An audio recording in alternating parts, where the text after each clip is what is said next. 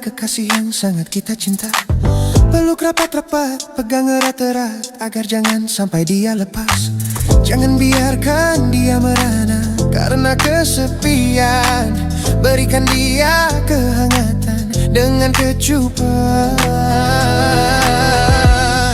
Di dahi beri kecupan, di telepon beri kecupan, di chattingan beri kecupan. Kecupan sayang. Di tangan beri kecupan, di pipi beri kecupan, di bibir beri kecupan. Kecupan sayang.